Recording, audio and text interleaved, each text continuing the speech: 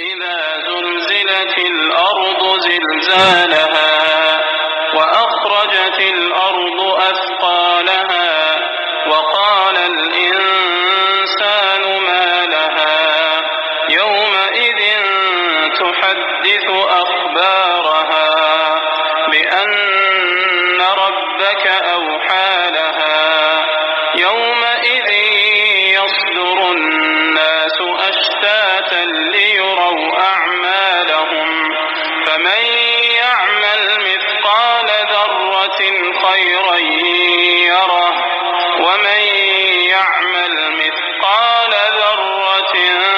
شرا يره. إذا كلا زلزلت وخزول شي أرض مزكا زلزالها فخزول ده سرا وأخرجت الأرض أو روب سمزكا أثقالها بجن أخبال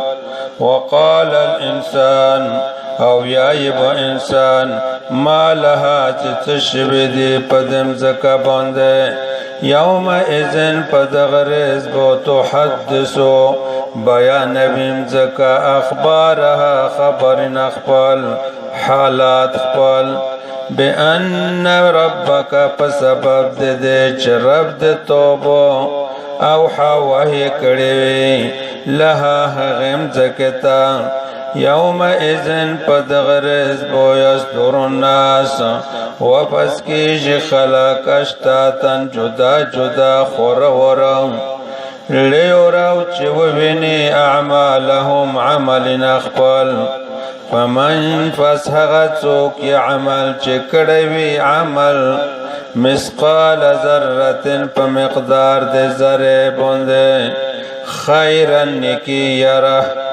وبوینی هغا ومن او هغا سوک يعمل چکڑوی عمل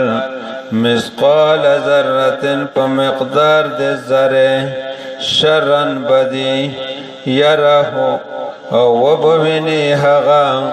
مسلمانون ورنه تحدث اخبارها بیانوی بمزکا خبرین اخبال حالات اخبال پدې کې د رسول الله صلی الله علیه وسلم حدیث مبارک دی چې دمزکه به د هغه عملونه گواهی ورکوي چې په دې شوی وي د دې د پوسه چې کیم عمل چا کړی وي هغه حالات به بیانوي ورنه د حدیث هم ترمذی ذکر کړی دی 3353 حدیث دی.